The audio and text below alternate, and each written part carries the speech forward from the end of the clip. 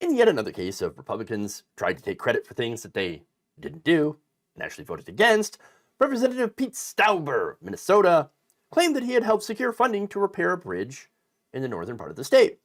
I'm proud to announce that Duluth, Minnesota, and Superior, Wisconsin have received over $1 billion in federal funding to help replace the Blatnick Bridge, he wrote. This is a huge win for Minnesota 08, and I was proud to advocate for these funds. By connecting Duluth, Minnesota to Superior, Wisconsin, the Blatnick Bridge has helped drive our Twin Ports economy for the past 6 decades. Said Stauber, the Blatnick Bridge is aging, and its restoration is essential for ensuring the continued economic success, which is why I have long fought for these funds. I look forward to seeing this project benefit countless industries, employers, healthcare patients, commuters, and tourists for years to come. Why am I laughing? It's because he's lying. I've long fought for those funds. You know, if you believe that, then I got a bridge to sell you. The Blatnick Bridge. All right.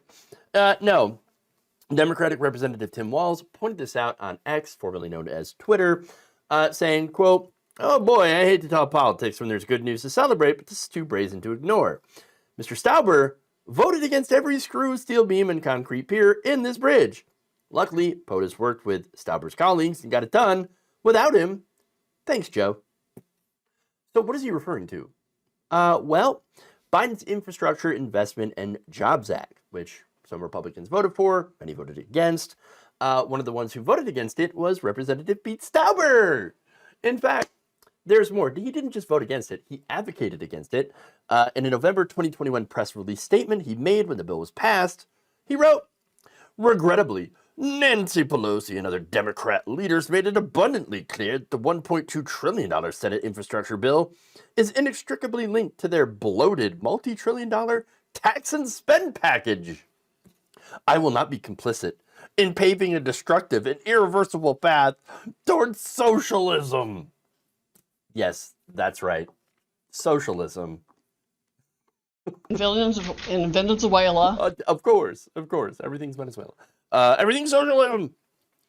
He said, this massive spending package is not about real infrastructure, and instead will make business less competitive, outsource jobs, saddle American families and future generations with more debt and higher taxes, send inflation soaring to greater heights, and completely devastate our economy.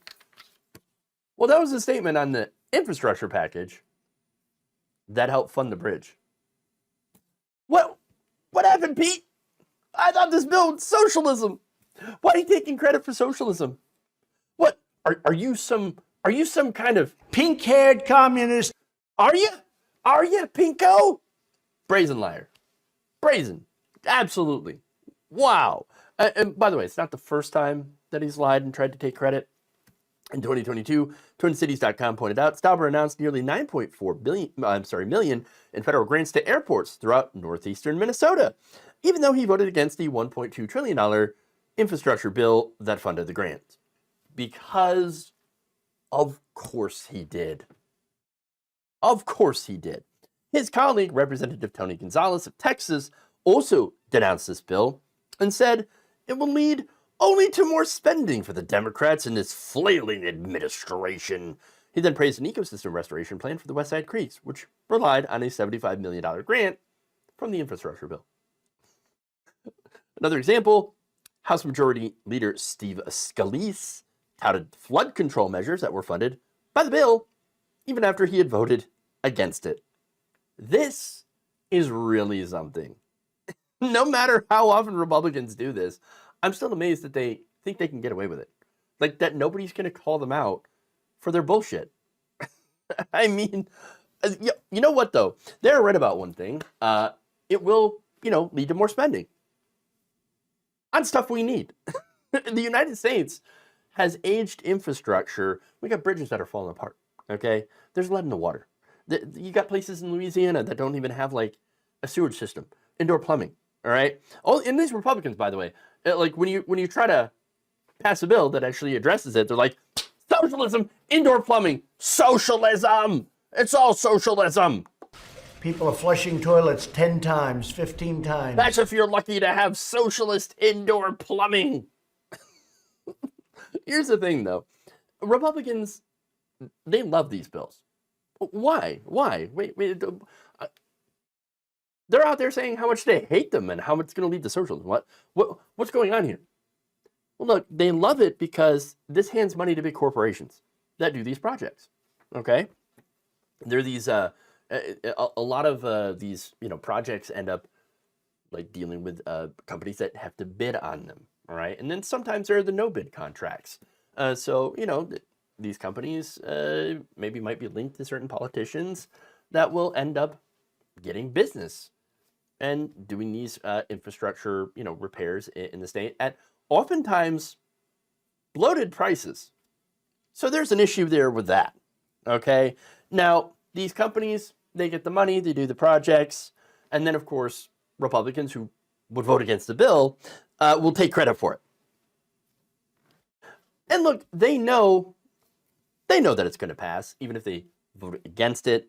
And so they can sit there and have their cake and eat it too. They can sit there and complain about the spending while also saying, look how much money I brought into my state. And by the way, the last thing is that, yes, they only complain about spending when it helps you. Okay, while also attempting to take credit for it. I mean, it's just all sorts of just gross what these people do. They also never complain about subsidies to other large corporations that don't benefit you. There are a few exceptions, of course. They do hate solar and wind projects. They generally always complain and vote against those. Okay, and if a company is deemed to be too woke, they also hate that. Other than that, well, they love to hand over taxpayer money to corporations. Why? It's because mainly it comes back to them in legal campaign bribes. And of course, when they try to take credit for these projects getting done, which do help average Americans, everyday people, they'll see the construction getting done. They'll know that, hey, some stuff is a little bit safer now. I don't have to worry about the bridge falling apart when I'm on it, when I'm driving on it.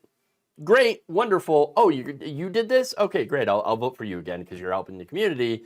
When in reality, they're really not.